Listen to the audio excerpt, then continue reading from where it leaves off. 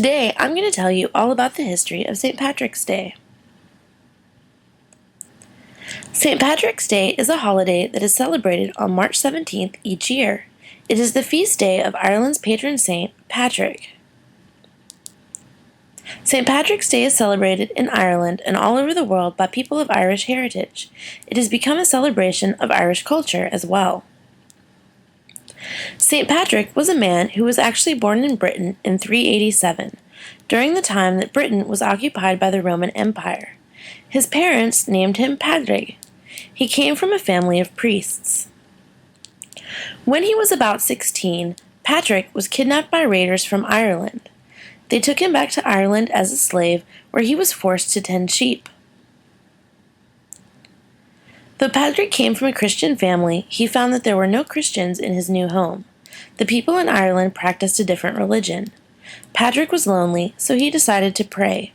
He spent a lot of time praying. When Patrick was about 20, he had a dream that he believed came from God.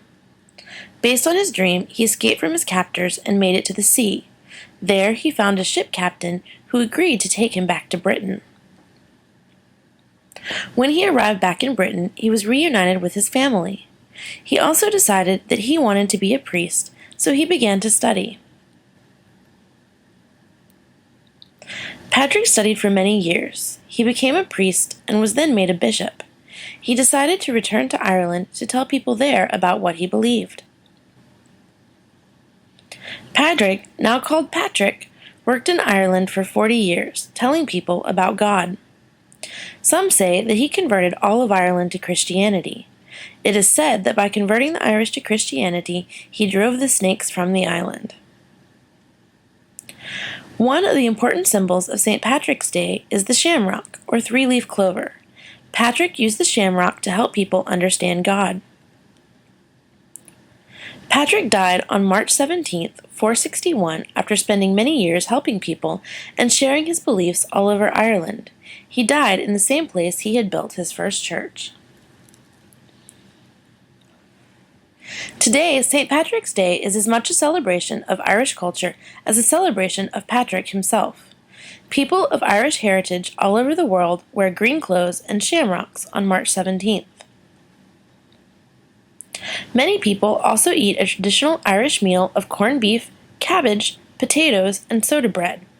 In Ireland, most people go to church in the morning. In the United States, there are many people with Irish heritage.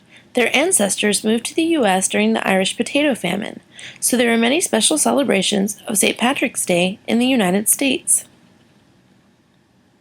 Each year during St. Patty's Day, the city of Chicago even dyes the Chicago River green. The fountain on the lawn of the White House gets dyed green too. Many cities in the United States also have parades. Did you know that the first St. Patrick's Day parade ever took place in New York City in 1762? Other symbols of Irish culture have also become associated with St. Patty's Day, like the leprechaun. A leprechaun is a magical person from Irish folk tales. It is said that if you can catch a leprechaun, he has to give you his pot of gold. Happy St. Patrick's Day, and I hope you've enjoyed learning more about this fun and exciting holiday.